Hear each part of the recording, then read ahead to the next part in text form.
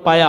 8वीं चीज क्या है? वो अनफिक अला अयालिक मिन तूलिक, अपनी फैमिली पर, अपने बीवी और अपने बच्चों पर जरूरत के मुताबिक खर्च करो, कंजूसी मत करो।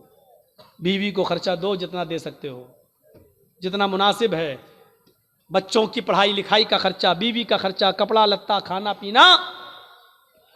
मेरी बहनें अगर हैं तो सुनो, आज तुम्हें खुश कर देता हूं। अगर तुम्हारा पति तुम्हें पूरा पूरा खर्चा नहीं देता है तो तुम अपने पति की जेब से उतना पैसा उसको बताए बगैर ले सकती हो जितनी तुम्हें जरूरत है। माफ कीजिएगा, 150 रुपये साड़ी की जरूरत है तो 3000 मत लेना। मैं ये बातें बहुत कम बताता हूं, इसलिए कि एक जलसे में हम अपनी बीवी को लेकर गए थे और वहां हमने ये बता दिया, दूसरे दिन मेरी ही जेब से 5000 गायब हो गए। तो इसलिए थोड़ा डर लगता है, औरतें नाजायज फायदा उठाने लगती हैं। फिर बीवियों को चाहिए कि वो अपने शौहर की जेब से उतना लें जितने में बच्चों का, और वो बगैर बताए भी ले सकती है। इसको चोरी में नहीं लिखा जाएगा, क्योंकि औरत आपके पैसों की हकदार है और आप अपने बच्चों पर खर्च करें, ये आपकी जिम्मेदारी बनती है। बहुत ज़्यादा नहीं, बिल्कुल कंजूसी भी नहीं। अब आधा किलो गोश्त की ज़रूरत है, आप 250 ग्राम ला के देना, इतनी पका चल, ये भी नहीं खर्च कीजिए।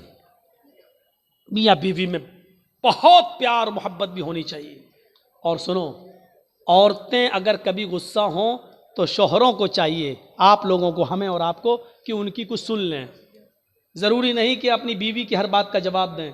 हज़रत उमर फारूक के पास एक नौजवान आया शिकायत लेकर अपनी बीवी की, तो उनके एक बाहर कमरा बना हुआ था, उस कमरे में बैठ गया।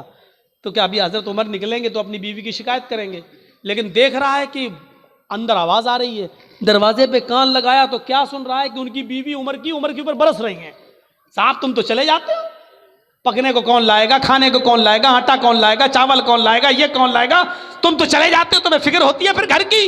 हज़रत उमर सर नीचे डाल के कर रहे हैं। ये कहने लगा, लो, ये उठ के चलने लगा।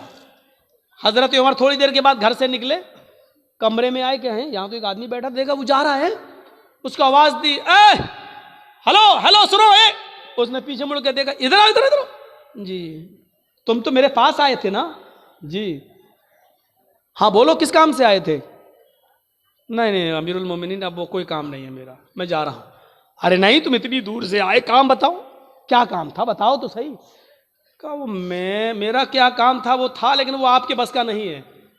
मैं अमीरुल मोमिनीन हूँ, मेरे बस का नहीं है, मुझे लोगों की खिदमत के लिए लोगों ने अमीर बनाया और मेरे बस का नहीं है। कहा अमीरुल मोमिनीन, मेरी बीवी मुझे उल्टा सीधा बोलती है, इतना बोलती है मैं सुन नहीं पाता हूँ, मैं ये शिकायत लेके आया, मैंने सोचा आपसे करेंगे, सुन रहा हूँ या देखता हूँ कि आप तो खुद ही उसी बीमारी में मुब्तला, आप तो खुद अपनी बीवी के सुन रहे हैं, तो मैंने सोचा कि जब आप खुद अपना इलाज नहीं कर पा रहे तो मेरा क्या करेंगे, मैं चल दिया। कहा बैठो, सुनो। कहा क्या? बीवी से जब मिलते हो, हम बिस्तरी करते हो, तो जो बच्चा पैदा होता है वो बच्चा किसका है? कहा मेरा। उसको नहलाने और धुलाने की जिम्मेदारी किसकी है? कहा मेरी। बीवी जो आपके बच्चे को दूध पिला रही है, ये उसकी ड्यूटी नहीं है दूध पिलाना, पिला देती है। अगर वो दूध पिलाने का पैसा आपसे मांगे तो आपको देना पड़ेगा, लेकिन फिर भी वो पिला देती है बेचारी फ्री में। ये किसकी जिम्मेदारी है दूध पिलवाने की? कहा मेरी। कहा यार, जब वो हमारे बच्चे को नहला देती है, धुला देती है, लैट्रिन करा देती है, उसके गंदगी को साफ कर देती है, उसको दूध पिला देती है, खाना पकाने की जिम्मेदारी भी बीवी की नहीं है? मौलाना साहब ये क्या बयान कर रहे हो? घर का कहीं उल्टा सीधा ना हो जाए मामला गड़बड़। यकीन मानिए, जब आपका निकाह होता है तो आपसे कहा जाता है कि आपका निकाह फला फला की बेटी के साथ इतने इतने रुपए मेहर के इवज अलावा नान नफका आपके साथ आपके निकाह में दिया जा रहा है कि आपने कबूल किया, तब आप कहते हैं मैंने कबूल किया। उसमें आपको क्या कहा जाता है? इतना मेहर है अलावा नान नफका, यानी नान मानी रोटी, नफका मानी खर्चा, यानी रोटी और कपड़ा खर्चा ये सब अलग, इसके अलावा रोटी आपको देना है, खाना आपको देना है। अगर वो नहीं पकाती है तो आप उससे ज़बरदस्ती नहीं पकवा सकते हैं, और खाना आपको खिलाना पड़ेगा। खुद पकाओ खिलाओ, या होटल से लाओ खिलाओ, लेकिन वो खिला देती है और पका देती है। तो क्या तुम इतना भी नहीं सुन सकते हो? कहा अमीरुल मोमिनीन, अच्छा हुआ ये मुझे बताया, ये बात कहीं मेरी बीवी को मत बता दीजिएगा, वरना रोटी भी हम ही को पकाना पड़ेगी। ठीक है मैं सुनूंगा। फिर हजरत उमर फारूक ने कहा सुनो, तुमने अल्लाह के रसूल की हदीस नहीं सुनी?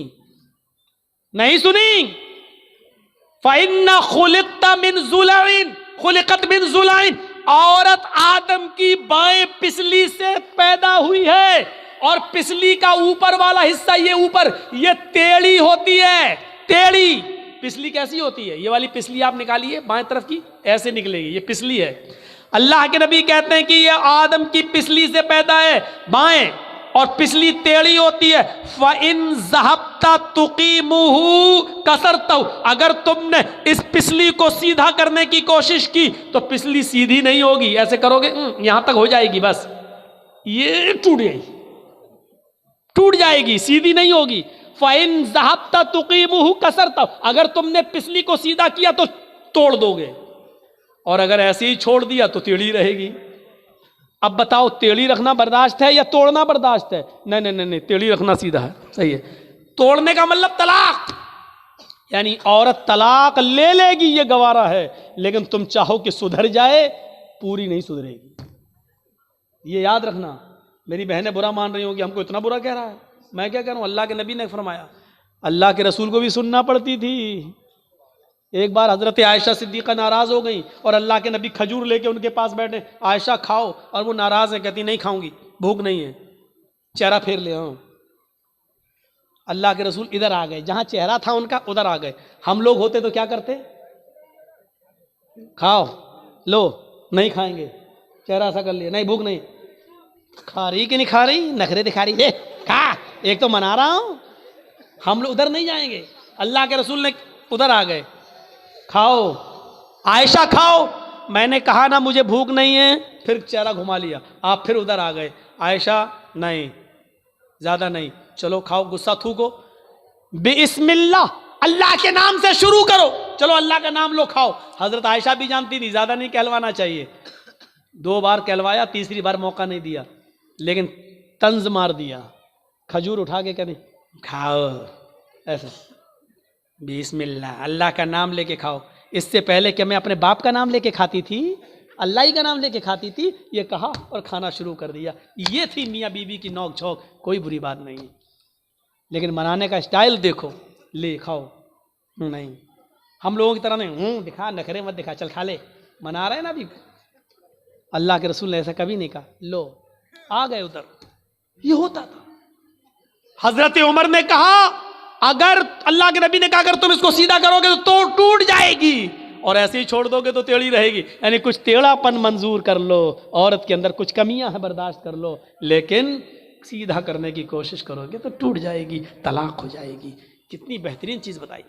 वानफिक़ अला अयालिक, अपने बीवी बच्चों पर खर्च करो, हैसियत के मुताबिक, इस्तिताअत के मुताबिक। औरत को भी चाहिए कि अपने शौहर की का मामला देखे, बेचारा बिजनेस करता है या रिक्शा चलाता है या मजदूरी करता है, उसी हिसाब से वो अपने शौहर से अपने खर्च का मुतालबा मांगे, ज़्यादा मुतालबा वो ना करे। ये कितनी चीज़ें हो गई? 8। और नवी चीज़, हाँ ये थोड़ी सी सख्त है, वला तरफ़उ अन्हुम आसाका अदबन, अपने बीवी और बच्चों के ऊपर से डंडा मत उठाओ। अदब सिखाने के लिए लाठी डंडा रखे रहो, यानी कभी कभी मारने की ज़रूरत पड़ सकती है, हल्की फुल्की मार सकते हो, हल्की फुल्की मार। वो भी कब? बता दिया कि जब वो तुम्हारे बिस्तर पर किसी ऐसे आदमी को आने दें जिसका आना तुम्हें पसंद नहीं है, यानी बिस्तर तुम्हारा और गैर मर्द को वो अपने बिस्तर पे बुलाएं, तब तुम अपनी बीवी को मार सकते हो, लेकिन हल्की मार, इतनी नहीं कि जब पंचायत बैठे तो पीठ खोल के दिखाए, देखो कितने दाग पड़ गए, इतना मारा पीठ सूज गई, इतनी मार नहीं। वो भी एक बात पर बस, कब? जब वो तुम्हारे बिस्तर पर किसी गैर मर्द को बुलाएं। मेरा मतलब आप समझ रहे होंगे, यानी आपको छोड़कर किसी गैर मर्द से ताल्लुक़ कायम कर लें, तब आप अपनी बीवी को मार सकते। उस वक्त भी तलाक मत दीजिए, उस वक्त भी समझाइए, मारिए हल्की, ताकि वो सुधर जाए। बिस्तर अलग कर दीजिए, कमरा अलग कर दीजिए, लेकिन घर में ही रखिए आप उसको। हो सकता है अल्लाह ताला फिर मोहब्बत पैदा कर दे मेरे भाइयों। और इसके बाद भी नहीं सुधरती है, तब तलाक की नौबत आती है। ये 9 चीज़ें हो गई हैं। वला तरफ़अनहुम असाका अदबन व अख़िफ़हुम फ़िल्लाह। और अपने बीवी बच्चों को अल्लाह से डराते रहो। अल्लाह के नबी ने अपनी बीवी बच्चों को अल्लाह से डराया। या फ़ातिमा बिन्त मुहम्मद इन्क़िज़ी नफ़्सकी मिनन नार, मेरी बेटी फातिमा दुनिया में अमल कर, ये मत समझना कि तेरा बाप नबी है तुझे अल्लाह के अज़ाब से बचा लेगा। नहीं, दुनिया में अमल कर, तेरा बाप कयामत के दिन कोई काम नहीं आएगा। सलीनी मिन माली माशित इन्नी ला उगनी अन्की मिनल्लाहि शैया। मेरी बेटी दुनिया में जो चाहे मुझसे मांग ले, जो लेना चाहे मुझसे ले ले, मैं देने के लिए तैयार हूँ, लेकिन कयामत के दिन मैं तुझे अल्लाह के अज़ाब से नहीं बचा सकता। तुझे अमल करना होगा। अल्लाह से डराया। आप भी अपने बीवी बच्चों को अल्लाह से डराते रहिए।